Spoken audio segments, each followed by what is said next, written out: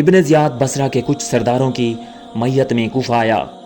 उसने ढाठा बांध रखा था।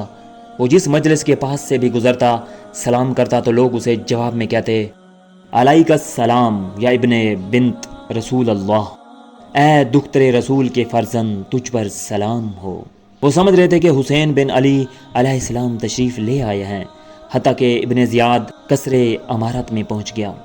उसने अपने एक आज़ाद करदा गुलाम को 3000 दिरहम दिए और उससे कहा, जाओ और उस शख्स को दरियाफ्त करो जिसके हाथ पर कूफा वाले बैत कर रहे हैं, और उस पर यह ज़हर करो कि तुम हमस के बाशिंदे हो और बैत की गर्ज से हाजिर हुए हो, और ये रकम देकर उसकी माली हालत भी मजबूत करना चाहते हो। वो गुलाम बड़ी एहतियात से खोज में लगा रहा, हत्ता कि वो कूफा के उस बूढ़े आदमी के पास पहुंच गया जो बैत हुसैन अलैहिस्सलाम के सिलसिले में काम कर रहे थे।